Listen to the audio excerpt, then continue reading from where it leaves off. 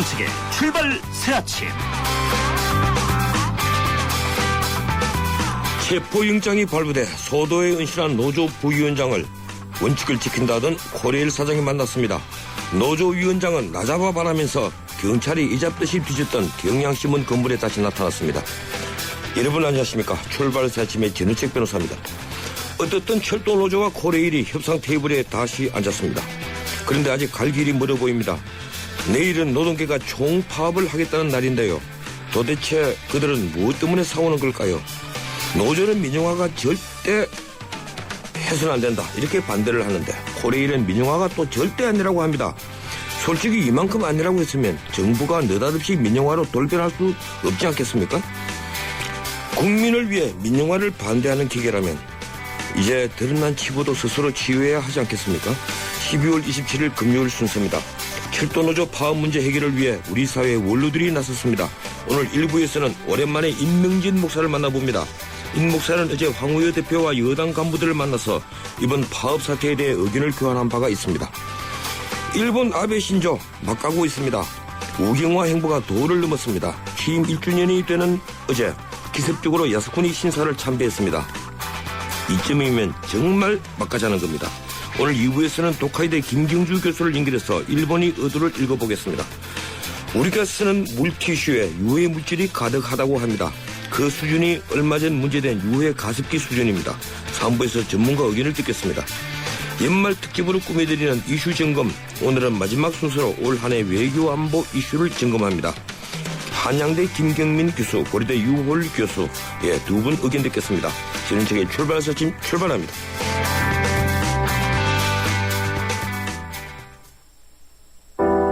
당신의 베이스 캠프는 어디입니까?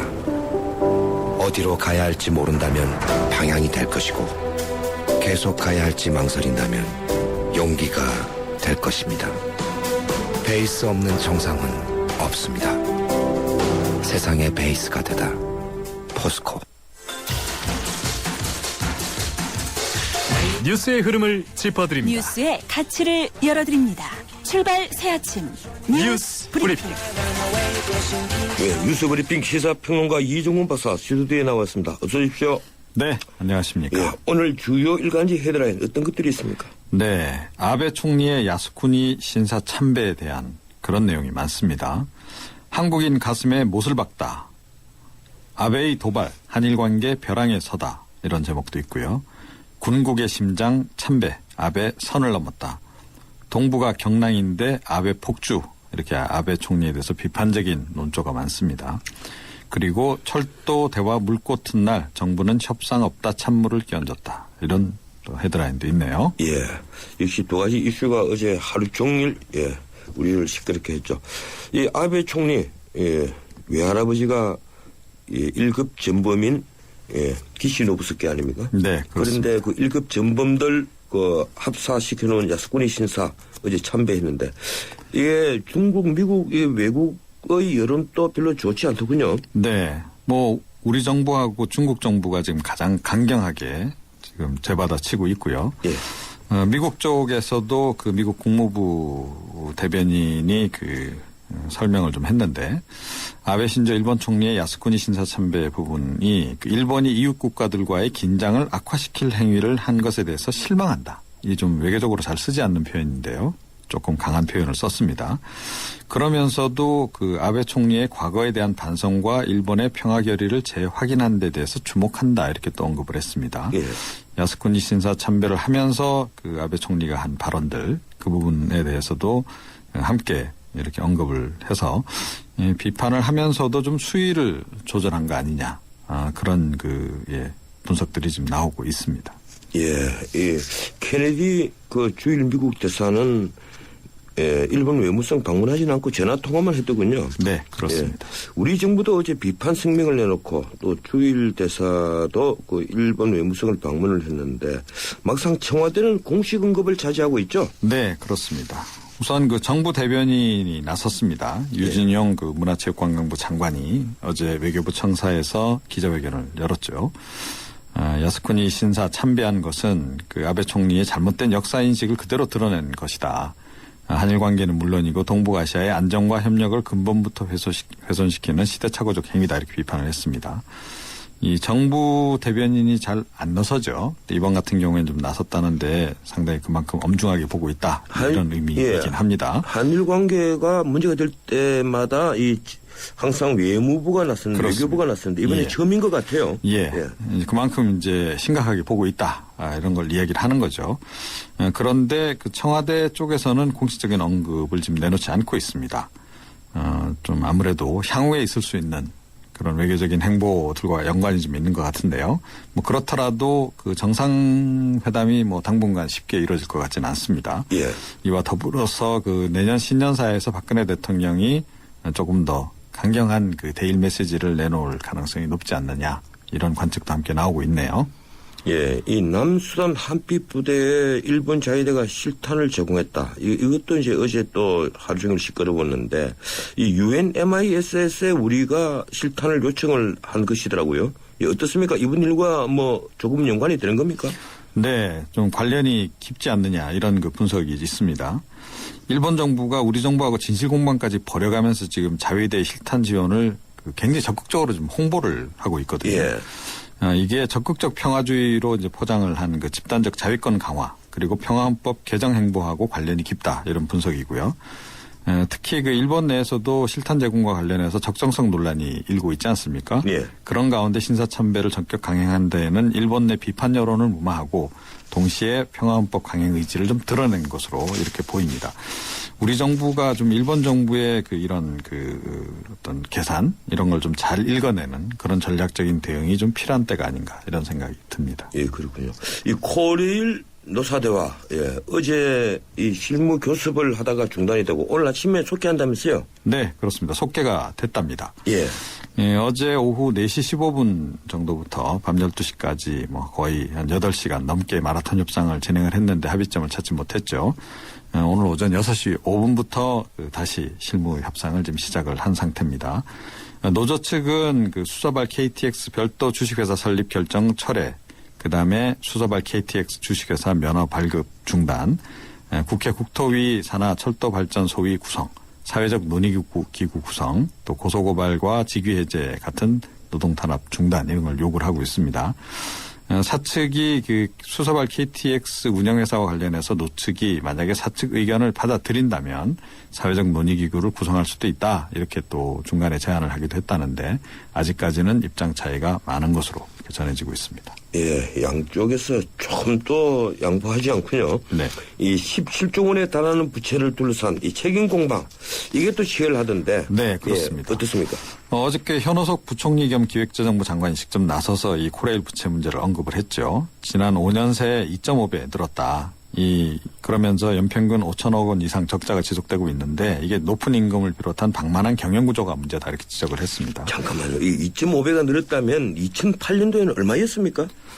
7조 원대였다는 거죠. 그게 17조 6천억이 됐군요. 네.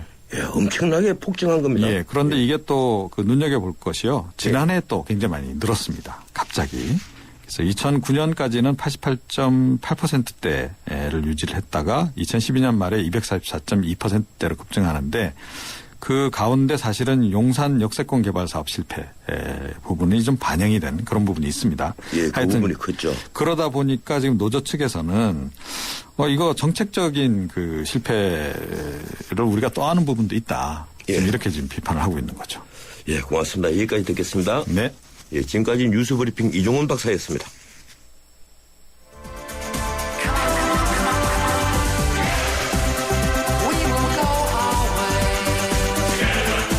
안녕하세요. 꼴꼴꼴이에요. 신문선입니다.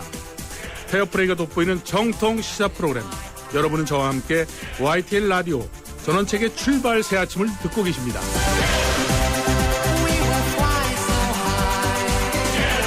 파업 18일 만에 코레일과 철도노조가 다시 협상 테이블에 앉았습니다. 실무협상 결렬 13일 만입니다. 어제 오후 2시 코레일 최인혜 사장이 조계사에 은신 중인 박태만 노조 부위원장을 만나면서 협상의 물꼬가 트였습니다. 그러나 양측 주장 아직 팽팽합니다. 현우석 부총리도 어제 담화에서 철밥통이라는 용어까지 사용하면서 노조를 비난했는데요. 야당 역시 민영화 금지 법안만이 해결이 열쇠라는 입장에 머물러 있습니다. 오늘은 우리 사회 원로의 의견을 듣겠습니다. 어제 도법 스님 등과 새누리당 황우여 대표를 만나서 이번 사태 해결을 의논했던 갈릴리 교회 임명진 목사를 전화로 연결합니다. 임 목사님 안녕하세요. 네, 안녕하십니까? 네. 예, 오랜만입니다. 네, 안녕하세요. 예, 건강하시죠? 잘 지내고 있습니다. 예. 네. 어제는 철도노조 파업 해결이 실마리를 찾은 하루였던 것 같은데 예, 네. 오후에 국회에서 황우여 대표 등 새누리당 관계자들과 간담회 가지셨죠? 네, 그렇습니다. 네. 예, 이 철도 문제의 올바른 해결을 촉구하는 사회적 대화 모임, 예, 모임 명칭이 이렇던데, 그리고 새누리당과 간담회했는데 이 모임 어떻게 만드신 겁니까? 아무래도 이게 이제 철도 파업 지금 오늘이 20일째인데요. 예, 해결의 실마리가 보이지 않지 않습니까? 근데 이렇게 오랫동안 파업을 하면 물론 당사자들도 뭐 많은 피해가 있지만은 우리나라 전체 국가 그리고 국민들이 뭐 여간 지금 불편해하고 있지 않습니까? 또 예. 불안하기도 하고.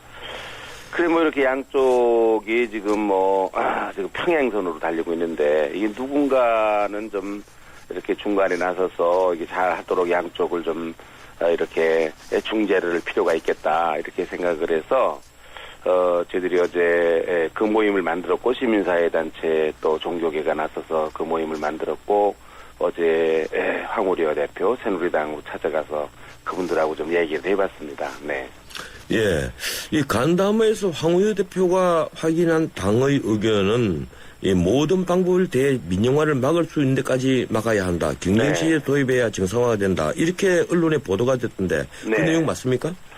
네, 그렇습니다. 이게 지금 정부가 뭐 예. 대통령께서도 민영화는 안 한다. 뭐 총리도 또 관계 장관도 또 어제 뭐 새누리당에 가서 우리가 확인한 거는 민영화는 안 한다. 뭐 그거를 좀 뭐 여러 가지 방법으로 안 한다라는 그 보장을 좀 해봐야 되겠다. 그런 노력을 해야 되겠다. 이러는데 이제 문제는 상대방인 이 철도노조는 아니다. 못 믿는 겁니다. 지금 이 근본적으로 불신에서 비롯된 건데 이번 철도 파업을 보면 참 이게 재밌는 거는 아이러니한 거는 철도노조는 이게 민영화 하지만 안 해야 된다. 민영화를 반대한다라는 걸 가지고 파업하는데 예. 아니 당사자인 이 정부나 뭐 코레일 측에서 민영화 안 한다 이러는데 민영화 안 한다는 걸 믿지 못하고 민영화 한다고 하려고 그런다고 파업을 하는 거니까 이게 사실은 서로가 다 명분이 없는 거예요. 예. 민영화 한다고 지금 파업을 하는데 정부는 민영화 안 하겠다.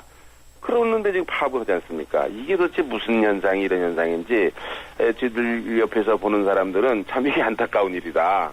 예. 어제 그래서 내용이 어제 우리가 새누리당하고 한 얘기 중에 하나는 아무리 당신들 민영화 안 한다고 지금 대통령도 말씀하시다 하지만 지금 당사자인 철도노조가 믿질 않지 않느냐. 이 근본적으로 어떻게 이렇게 믿지 않게 됐는가.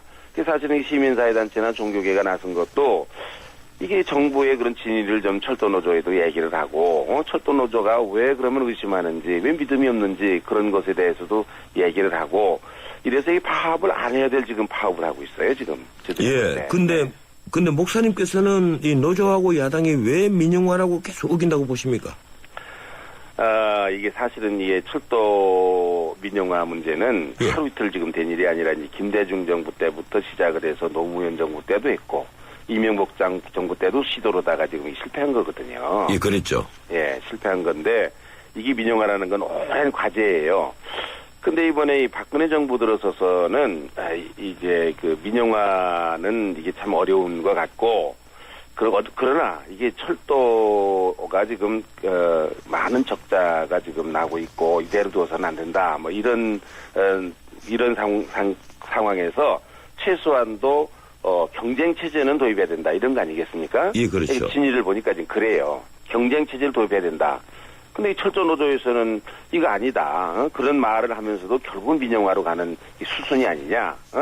이렇게 이제 서로 오해력이 근본적으로 불신에서부터 비롯되는 문제라고 생각이 돼요. 이 예. 문제가. 네. 그런데 어제 임 목사님하고 도법 스님은 이 범사회적인 대화기구, 논의기구 만들자고 제안하셨죠? 네. 예. 그래서 예. 서로 믿지 못하니까, 아니, 정부에서도 그러는 거예요. 참 이게 안타깝다. 민영화 안 한다는데 왜 민영화 한다고 저렇게 바보느냐. 지금 이제 정부 쪽에서는 그러는 거고, 예. 철도노조 쪽에서는 무슨 얘기냐. 민영화의 꼼수가 있는데, 되게 서로 못 믿으니까, 그래도 뭐 종교계라든지 시민사회 단체가 이 부분을 서로 중재를 하고 서로 믿을 수 있게 하는 그런 역할을 해보자. 그래서 사회적 합의기구를 만들자. 더군다나 뭐 철도노조가 종교계에 대해서 이 문제를 좀 중재해달라 그런 요청을 했기 때문에 예? 그래서 우리가 이 두 양쪽의 그 불신을 좀 어떻게 해소해보는 그런 역할을 좀 해보자. 그리고 그러기 위해서는 아무리 지금 뭐 당사자가 물론 뭐 노사 문제라는 건 당사자가 해야 되는 겁니다. 근본적으로 당사자의 문제이긴 하지만 이 당사자가 서로 믿지 못하고 이렇게 팽팽하게 평행선을 달릴 때는 이 중재자가 나서서 노사 문제라는 건 뭐 역사적으로 볼 때 중재라는 게 굉장히 중요하거든요. 예. 이 중재자가 나서서 서로 믿고 이렇게 하지 말라.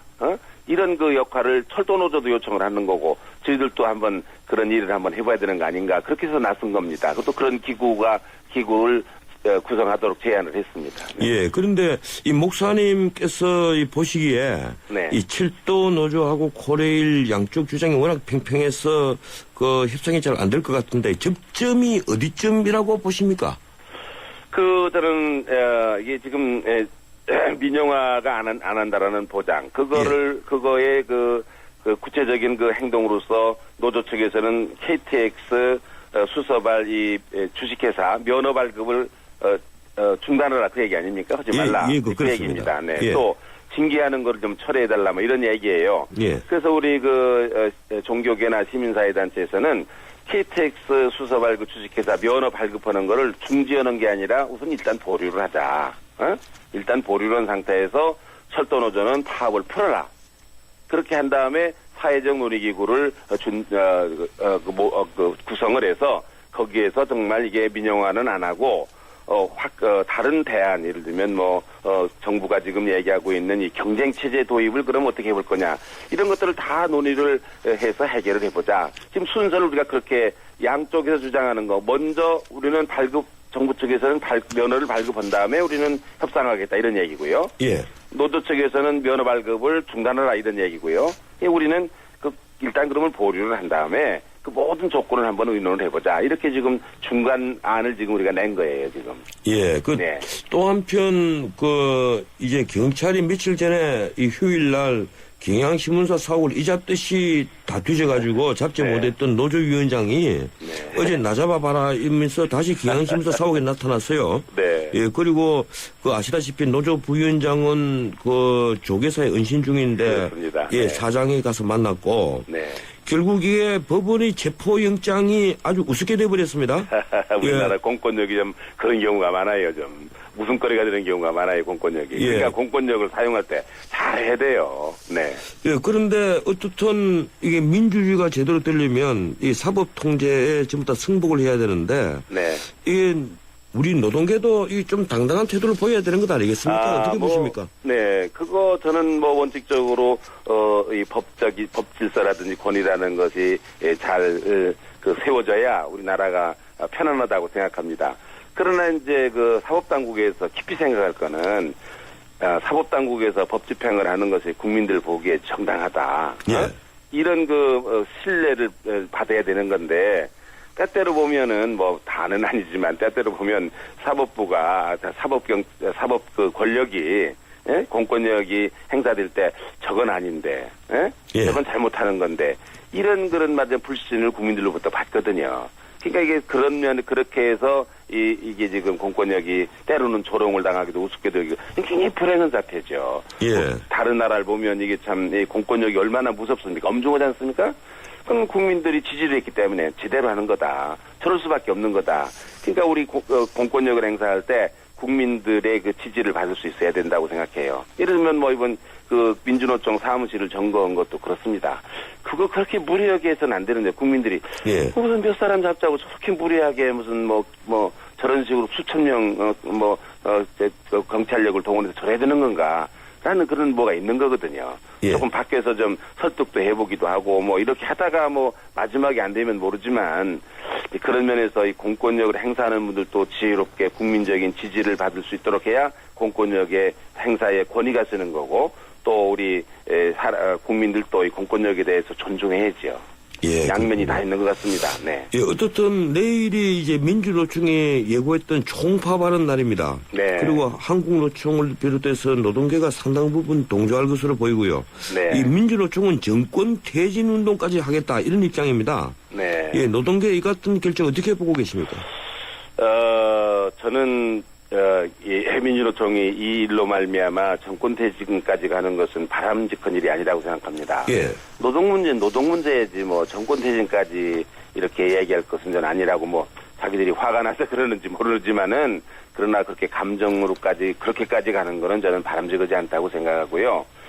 저는 뭐 내일 이 대규모 집회가 지금 예상이 되는데 어제 제가 새누리당에 가서도 그 말씀 드렸습니다. 이게 이렇게 대규모 집회를 하면은요. 예상치 않았던 이게 불행한 사태가 일어나는 때가 있어요. 그러면 그렇죠. 사실 본질적인 문제는 저쳐도 그 일 때문에 사회가 출렁할 때가 있거든요. 예를 들면 뭐 옛날에 그 YH 노동자 점거 사태, 신민당사 있었을 때 그때도 공권력이 투입이 됐는데 누가 사람이 죽을 줄 알았습니까? 예. 또 뭐 육시방쟁 때도 보면 뭐 연세대학교 이한열 군이 그때 체류탄 맞아서 죽었습니다마는 누가 그런 일이 있었을 줄 알았습니까? 이 공권력, 이게 이렇게 대규모 시위라는 건 참, 이런 돌발적인 사태가 일어날 수 있는 거거든요. 그러니까 저는 어제 이거 시한이 내일까지다. 오늘까지다. 그러니까 이 금요일 날까지다. 예. 이거 빨리 해결을 해서 파업 풀어야 되고, 그런 대규모 시위, 이게 얼마나 또 국가적인 낭비입니까? 예. 사회는 혼란하고, 그리고 불안해지고 국민들은 이거 막아야 된다. 그렇게 생각했습니다. 우선 약간 이런 대규모 집회가 안 되도록 지혜를 모으고, 서로 머리를 맞대고 해결해야 되고, 이거 대화로 말로 해야지. 왜 이렇게 힘으로 서로 하려고 합니까? 이러다가 무슨 참 돌발적인 사태라도 나면 이건 참 우리 사회에 큰 또 다른 문제다 하는 것 때문에 제가 많은 염려를 하고 있고, 정권 퇴진까지 가는 것은 너무 많이 나가는 일이다. 예. 그렇게 하면 국민들이 이게 이 파업이라는 거는 결국은 노사 문제라는 거는 국민들이 누구를 지지하느냐는 것에 승패가 나거든요. 노동조합을 지지하느냐, 예. 정말 사용자를 지지하느냐 이거거든요. 정권 퇴진을 한다. 그러면은 그게 철도노조가 그렇게 하면은 그 국민들이 지지를 하겠습니까? 저거는 아무래도 이상하다. 왜 자기들이 노동정권을 얘기를 해야지 왜 저기까지 나가는가? 저는 그렇게 많은 국민들이 지지를 안 할 거로 생각합니다. 예, 이 문제에 대해서 한 가지만 더 여쭤보죠. 네. 지금 일이 이렇게 되다 보니까 우리 국민들에게도 민영화는 완전히 나쁜 것, 뭐 이렇게 돼버렸습니다. 이 정부도 민영화 아니라고 하니까요. 네. 근데 현재 공기업 부실 이게 상당하거든요. 네. 그 중에는 방만한 경영 도덕적 해이, 이게 신문을 보면 아주 도배가 되어 있습니다. 네, 네. 심지어 코레일만 하더라도 이 승객이 15명밖에 안 되는 곳에 영무원이 17명인 곳이 있어요. 네, 네. 예, 이런 방만한 경영, 이게 민영화 아니고는 해결 안 된다 이런 주장도 많이 있거든요. 네, 네. 예, 어떻든 이 공기업 적자가 국민들 부담으로 계속 돌아가는데, 네. 예, 목사님께서는 어떤 의견이십니까? 우선 뭐 공기업의 이런 방만한 경영이 있지 않습니까? 예. 저는 뭐 근본적으로 여러 가지 경영의 부실, 방만한 그런 경영 이런 것 때문에 생기는 거라고 생각하는데 결국은 그 일이 무엇 때문에 시작이 됐는가? 낙하산 때문에 시작이 됐어요. 전혀 경영을 할 줄 모르는 예. 정치권 인사들이 줄을 타고 내려가잖아요.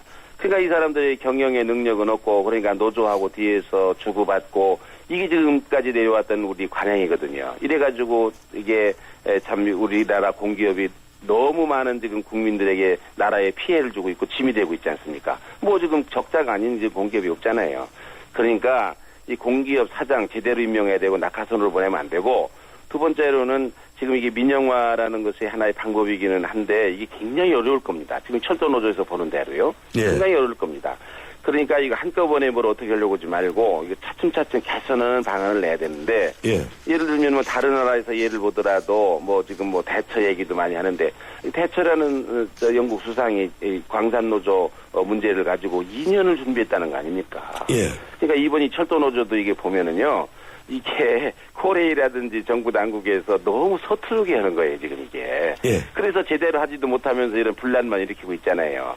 그러니까 차근차근 어떻게 어떤 기업은 민영화를 해야 될지 모르고 해야 될 거고 어떤 기업은 또 그렇게 가지 않고 다른 경쟁 체제를 도입을 해야 될 거고 이거를 전문가들이 좀 머리를 맞대고 이게 뭐 그냥 주먹구구식으로 되는 대로 이렇게 생각나는 대로 하지 말고 지금 철도저 보더라 이거 너무 어설프게 하는 거예요 지금 이게 사측에서 그러니까 이런 지금 역풍을 만나고 있지 않습니까? 그러니까 좀 지혜가 필요하죠 이거 지금. 이제 시간이 다 됐는데요. 끝으로 짧게 한 말씀 좀 해주시겠습니까? 목사님께서 박근혜 정부 출범하면서 민주주의가 후퇴했다 이런 우려를 표명하신 걸로 제가 읽었는데. 짧게 뭐 좋은 한마디 하시겠습니까? 좋은 말씀 하겠습니다. 내년에는요, 박근혜 대통령 지지율이 100%는 아니지만 99%가 됐으면 좋겠습니다. 정말 아주 큰 이건 뭐 좋은 일하기보다 뭐라고 해야 됩니까? 뭐 경례의 말씀이 되겠네요. 고맙습니다. 여기까지 듣겠습니다. 감사합니다. 지금까지 임명진 목사였습니다. 스마트폰 대리점에서 지트 주세요. 라고 말하는 것, 카메라를 볼 줄 안다는 것. 손이 떨려도 빛이 어두워도 뚜렷하게 찍히는 OIS 카메라니까. 카메라를 사자. LG G2. 누군가는 자신감을, 누군가는 낭만을, 누군가는 청춘을 찾기 위해 떠납니다. 당신은 무엇을 찾기 위해 떠나십니까? 2014년 1월 아시아나와 여러분이 함께 만드는 새로운 여행 이야기가 시작됩니다. 아름다운 사람들 아시아나 항공. 1부 순서 여기서 마치고 잠시 뒤 2부 이어갑니다. YTN 라디오 다문화 캠페인 98년 프랑스 월드컵에서 우승컵을 나는 프랑스 축구대표팀. 우승의 주역은 이민자 2, 3세였습니다. 알제리 출신의 지네딘 지단, 모로코의 티에리 앙리, 세네갈의 비에리아 등이 주축이 된 이른바 흑백 대표팀이 감동적인 우승컵을 들어올리자 프랑스는 사회 대통합을 이루어냈습니다. 세계 곳곳에서 모여든 다양한 사람들이 공존하며 사는 곳 대한민국. 제2의 지단, 제2의 앙리가 바로 이곳 대한민국에서 탄생할 날이 머지않았습니다. 이 캠페인은 글로벌 뉴스리더 연합뉴스와 함께합니다. 가난한 나라 대한민국이 살 수 없이 많은 그 어려움들을 넘어 오늘의 경제 강국으로 우뚝 서기까지 평생 희생할 줄만 알았지 자기를 위해 모을 줄은 몰랐던 우리의 어머니, 아버지. 여전히 고단하고 지친 그 삶에 든든한 버팀목이 되어드리고 싶어 이제 기초연금이 한 발 더 다가섭니다. 기초연금법이 만들어지면 내년 여름부터는 매달 최대 20만 원까지 부담은 덜어내고 혜택은 더해 대한민국이 함께 드립니다. 세대를 잇는 마음 기초연금. 이 캠페인은 보건복지부와 함께합니다.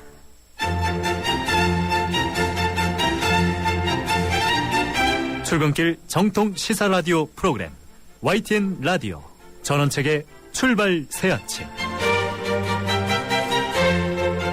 전원책의 출발 새 아침 2부 시작합니다. 지금 시각은 7시 36분 20초 되고 있습니다. 잠시 지나는 말씀 듣겠습니다. 우주에서 가장 아름다운 별, 지구. 하지만 누군가에겐 목마름의 별이며 어둠의 별이기에 우리는 지구의 바다를 인류의 마실물로 바꾸고 지구의 자원을 인류의 빛으로 바꾸고 있습니다. 지구의 가치를 높이는 기술, 두산중공업. 한화생명은 알아요. 따뜻한 잔소리에 놀라운 효과를. 남편 뱃살 빼고 아내 지름신 막고 애들 게임 시간 줄이고. 어때요? 내일에 도움이 되는 따뜻한 잔소리. 당신도 함께 해보세요. 당신밖에 모르는 한화생명. 안녕하세요. 국악소녀 송소희입니다. 지금 KT에선 광대역이 빵빵 터지니까 실시간 영상도 끊기지 않고 선명하게 잘 보여요. 나에게 필요한 건 지금 되는 광대역. 나의 광대역 LTE는 KT입니다. 광대역 LTE 올레. 당신의 베이스 캠프는 어디입니까? 어디로 가야 할지 모른다면 방향이 될 것이고 계속 가야 할지 망설인다면 용기가 될 것입니다. 베이스 없는 정상은 없습니다. 세상의 베이스가 되다. 포스코.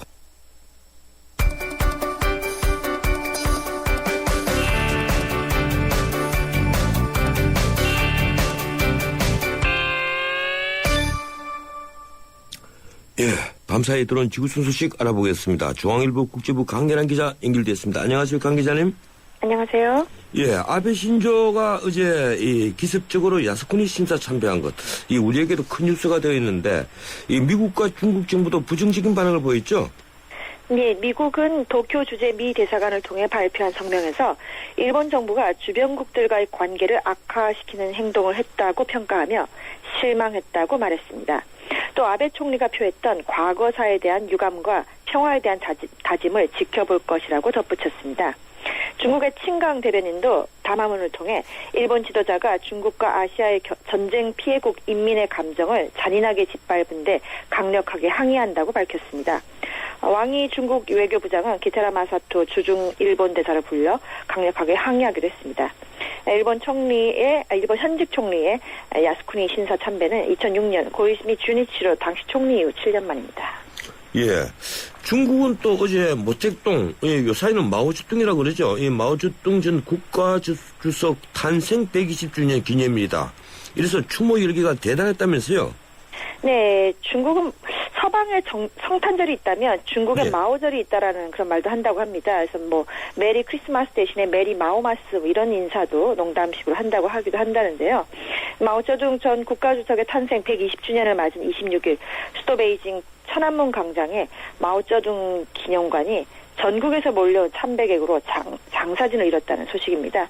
시진핑 국가주석을 비롯한 상무위원 7명도 관례에 따라 이날 오전 기념관을 찾아서 참배했습니다.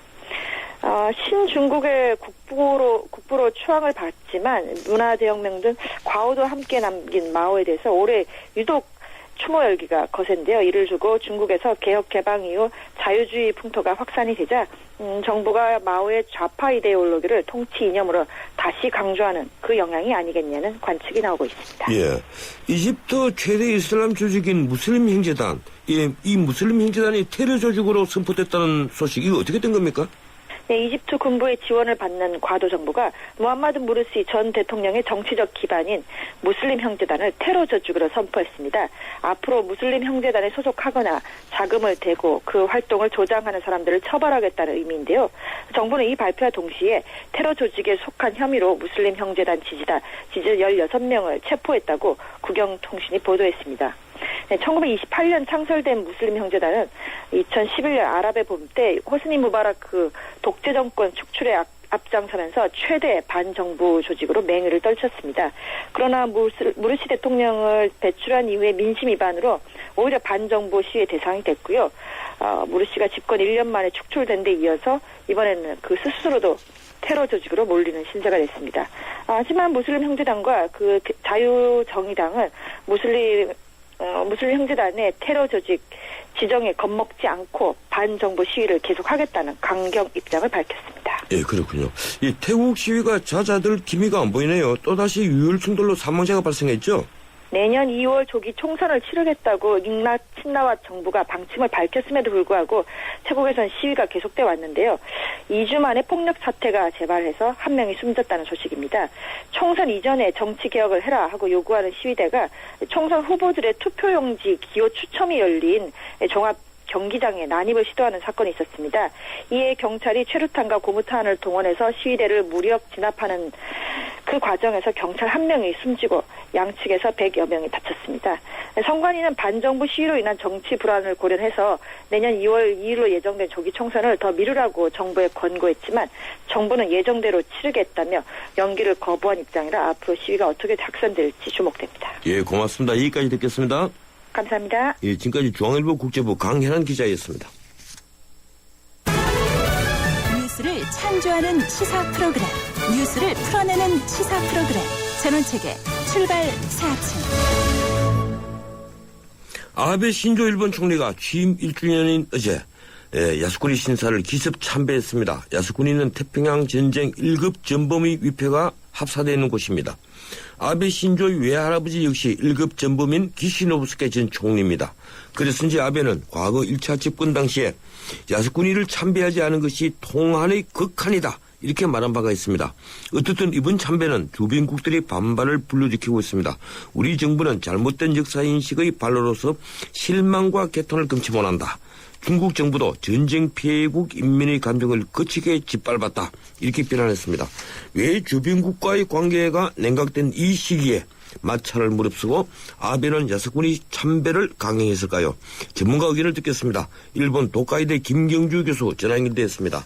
안녕하세요, 김 교수님. 네, 안녕하십니까? 예, 아베 신조 총리 야스쿠니 신사 전격 참배. 일본 언론 지금 어떻게 보고 있습니까? 예, 그 말씀하신 대로 그 전격 참배다. 너무 깜짝 놀랐다. 이것이 일본 언론의 그 기본적인 기조인 것 같습니다. 예. 그래서 어제 하루 그리고 오늘 아침까지도 상당히 당혹스러운 가운데 그 배경이나 영향에 대해서 그 분주하게 분석을 하고 있는 모습인데요. 정치계, 경제계, 학계 모두 상당히 그 당황스럽기 때문에 현재로서는 모든 해석이 지금 엇갈리고 있다. 또한 일반 여론 역시 그 찬반이 엇갈리게 나오고 있는 그런 상황이라고 보시면 될 것 같습니다. 예. 어제가 아베 신조 2기 내각 1주년이 되는 날이지 않습니까? 네. 예. 그런데 왜 하필 이 날을 선택했을까요? 예. 그런 의미에서 지금 한국 국내에서는 지금 그 지지율이 좀 많이 떨어졌기 때문에 보수층 결집을 통해서 이거를 만회하려 했다. 뭐 이런 분석이 나오고 있는데요. 예. 그거는 조금 그 너무 단순한 분석인 것 같습니다. 제가 볼 때는 그 아베 총리가 원래 이 말하자면 국가주의적인 색채가 상당히 강한 그런 그 신념의 소유자인데 그런 그 개인적인 신념을 실천에 옮기기 위해서는 오히려 지금밖에 시기적으로 적당한 시기가 없다 이렇게 판단을 했을 가능성이 더 크다고 봅니다. 그 이유는 뭐냐면은 내년 4월에 그 일본에서 소비세 인상이 있습니다. 예. 이렇게 되면은 현재 그 가장 그 지지율의 그 주된 원인이 되고 있는 게 그 아베 정권의 아베노믹스라는 경제 정책이거든요. 예. 그런데 이 아베노믹스가 크게 흔들릴 가능성이 있죠. 그렇기 때문에 그렇게 되면은 역시 그 지금 이 상당히 그 닫힌 상황에 있는 한국 또는 그 중국과의 외교 정책도 우리가 이대로는 안 된다 하는 그 목소리가 높아질 가능성이 크기 때문에 오히려 지금 이제 모든 게 어떻게 생각하면 가장 절정입니다. 그래서 지금 일단 가두는 게 앞으로 이제 못 가는 거를 막을 수 있다. 이렇게 그 기정사실을 일단 만들어 놓자. 이런 그 셈법이 더 강했던 것 같습니다. 예, 역시 교수님 그 해석해 주시니까 제가 신문에 봐서 좀 미진했던 부분이 딱 그 해결이 되는 것 같군요. 이 고이즈미 총리가 참배를 한 이후에 7년 만에 총리가 참배를 했는데 네. 예, 일본 정치인 앞으로 별 망설이지 않고 이제 야스쿠니 참배하는 길 튀었다고 볼 수 없겠습니까? 예, 뭐 아베 총리로서는 바로 그 점을 노린 거겠죠. 예. 그런데 그 앞길이 그렇게 순탄치만은 않은 것 같습니다. 특히 이번에 그 주목을 해야 될 것은 미국의 반응인데요. 미국 같은 경우 그 과거에 고이즈미 총리가 그 뭐 5년 동안 연이어 그 방문을 했을 때도 정확하게 그 미국의 입장이 뭔지에 대해서는 일체 그 내놓은 바가 없습니다. 공식적으로. 그런데 이번에는 그 주일 미국 대사관을 통해서 일본의 리더가 이런 그 주변국과의 긴장 고조를 그 유발하는 행동을 한 데에 대해서 상당히 실망스럽다라는 그 성명을 발표를 했습니다. 예. 그렇기 때문에 이 실은 이게 그 미일 관계라는 게 지금 아베 정권한테는 굉장히 중요한 겁니다. 집단적 자위권 해석도 그렇고 무기 수출 3원칙도 그렇고 아베가 실행하려는 모든 것을 우리는 어디까지나 미일 동맹하에서 한다는 그런 이유로 이거를 강행을 해왔던 거거든요. 그런데 이번 참배로 미국마저도 일본에 대해서 경계심을 이게 공식화함으로써 앞으로의 그 아베의 어떤 그 우경화 행보에 상당히 크게 영향을 미치는 거 아니냐 하는 그런 우려가 아베 정권에 대한 찬성론자, 반대론자 모두에게서 나오고 있습니다. 예.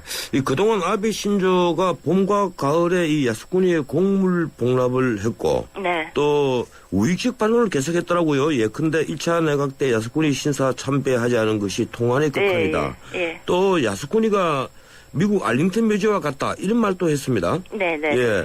어떻든 이제 이런 여러 가지 우경화된 발언, 행동으로 아베 신조에 대한 지지도가 올라갈 것으로 봅니까? 아니면 어떻습니까? 아니요, 저는 그렇게 쉽게 올라가지 않을 거라고 봅니다. 실제 그 야스쿠니 참배를 둘러싼 일본 국내 여론 역시 늘 반반입니다.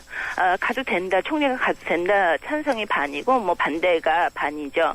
요즘 들어서는 이제 중국과 한국하고의 그 마찰이 너무 심하다 보니까 오히려 우리가 못 갈 게 뭐 있냐라는 그 여론이 상당히 대두된 게 사실인데 미국이 여기에 브레이크를 건다는 게 가장 크거든요. 그렇기 때문에 우리 역시 앞으로 이 야스쿠니 문제를 너무 이 한일 간의 문제로만 그 규정을 해가지고 대응을 하지 말고 예. 특히 그 미국에 대한 어떤 그 호소 그리고 미국과 그 한미 동맹을 우리도 맺고 있지 않습니까? 예. 그래서 동맹국으로서 우리도 이제 절대 이거를 용납할 수 없다 하는 그런 그 국제사회하고의 공조가 보다 더 중요한 국면으로 접어들었다 이렇게 봅니다. 예, 그렇군요. 어쨌든 지금 한일 간의 냉각기가 아주 오래되고 있는데 네. 그 아베 신조는 한일 정상회담을 노골적으로 희망을 했지만은 박 대통령은 지금 만나면 상황만 더 악화될 수 있다. 네. 이러면서 미동도 하지 않습니다. 거절하는 모양새가 되고 있는데 예. 이 시점에 지금 이번 야스쿠니 신사 참배가 또 일어났으니까 예. 어떻습니까? 이게 한일 관계가 되돌릴 수 없이 틈이 벌어지는 게 아닐까요? 예, 저는 이 한마디로 물 건너갔다 이렇게 봅니다. 예. 지금 이 아베 정권을 상대로 이 한국도 물론이거니와 중국 역시 어떻게 이거를 정상회담을 지금 이 시점에서 하겠습니까? 그렇지 않아도 작년 한 해 동안 이 외교 관계가 그 한일 관계가 상당히 그 냉각돼 있었죠. 그래서 물밑 차원에서는 상당히 여러 가지로 환경 조성을 위해서 외교적인 노력이 기울여졌던 걸로 저는 이해를 하고 있는데 그러므로서 2014년에는 한일과 어떤 양국 정상회담이 조금 부담스럽다면 한중일 그 삼국 정상회담 이런 식으로 좀 뭔가 재개를 할 분위기가 조성되지 않겠는가 이런 기대도 했었습니다만은 이렇게 되고 보니 이미 물 건너 갔다고 보는 게 그 모든 사람들의 그 정상적인 해석일 것 같고요. 아베 총리가 지금 이 말로는 절대 이제 마음을 상하게 할 생각은 없었다. 그리고 앞으로도 그 어떤 오해에 대해서 열과 성을 다해서 이제 설명을 하겠다 이런 식으로 얘기를 하고 있는데 이거는 쉽게 얘기하면 한 대 치고 나서 내가 왜 너를 쳤는지 내가 열과 성을 다해서 설명을 하겠다 하는 그런 그 상당히 일방적인 의사소통의 방법이기 때문에 한국으로서도 도저히 좀 받아들이기는 힘들 것 같습니다. 우리 언론에서 가장 궁금해하는 부분이 바로 이 점인 것 같아요. 아베 신조가 어제 그 한국이나 한국이나 중국의 감정을 상하게 할 의도는 추호도 없었다. 네. 이런 얘기를 했는데 네. 그렇다고 해서 아베 신조가 주변국의 그 국민들 상처를 주지 않았다고 생각하지는 않을 거란 말이에요. 예, 그렇습니다. 예. 이게 바로 아베의 논법인데요. 정상회담도 그렇고 이번 그 야스쿠니 참배를 둘러싸도 그렇고 늘 대화의 문은 열려 있다. 그리고 나는 늘 다가가겠다라고 얘기를 하는데 가장 문제는 언행일치입니다. 자기가 그렇게 발언을 한다면 거기에 걸맞는 행동의 수반이 돼야 되는데 그렇지는 않고 있는 거죠. 그런데 여기에 바로 전략이 있습니다. 이 행동을 이렇게 하면서 말로까지 우리가 한국이나 중국 우리 외교 안 해도 된다 이렇게 얘기를 했다가는 그야말로 지지율이 바닥날 건 뻔합니다. 어떻든 간에 중국이라는 나라는 특히 일본에게 있어서 상당히 중요한 나라거든요. 그래서 지금 일본의 경제계 역시 일단은 침묵을 하는 모습인데 아마 속으로는 상당히 그 속을 끓고 있을 것이다. 왜냐면은 그 중국에 있는 일본 대사관 역시 현지에 있는 일본 국민들에게 이 중국의 반한 감정 악화될 수 있으니까 외출 같은 거 자제해라 이런 공문을 어제 냈단 말이죠. 그렇게 되면은 이런 그 반일 감정에 앞으로 더 어떻게 중국 내에서 불붙어가지고 중일 간의 무역, 그다음에 그렇게 되면 한일 간의 무역도 여기 연계돼 있기 때문에 이런 그 경제적인 타격도 상당히 클 수밖에 없는데 그 부분을 노골적으로 얘기를 할 수는 없고 행동으로는 옮겨야 되겠고 그러니까 늘 이렇게 언행 불일치의 그 발언이나 행동이 나오는 것이죠.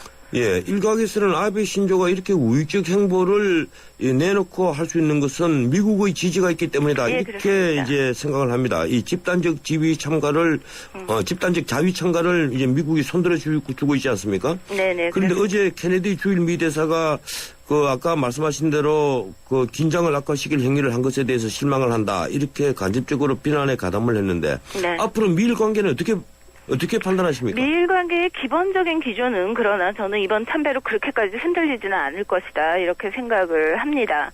물론 그 미국 의회나 이런 데서 지금의 아베 정권은 이제 상당히 그 내셔널리스트고 그다음에 역사 그 수정주의자가 아니냐 하는 경계의 목소리가 높은 게 사실인데 미국 역시 요즘 그 경제적으로 상당히 힘들고 그런 의미에서 그 중국을 견제할 수 있는 동북아의 그 군사 동맹 세력이 일본이 상당히 큰 게 사실 아닙니까?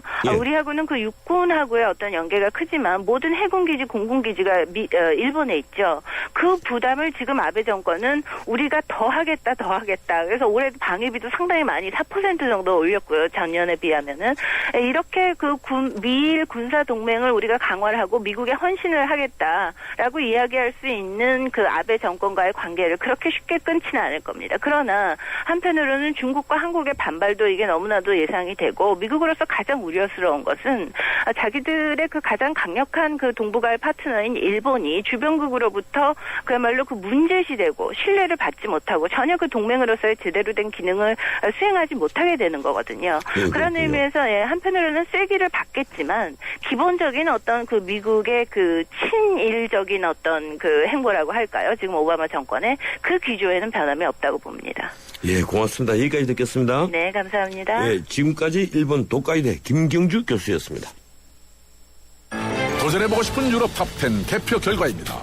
프라하 스카이다이빙, 알프스 캠핑 등 쟁쟁한 경쟁자를 누르고 1위는 의외인데요. 내가 사랑한 유럽 탑10 투표 결과는 travel.koreaneer.com에서 대한항공 유럽 11개 도시 최다 노선 운항 Excellence in Flight Korean Air.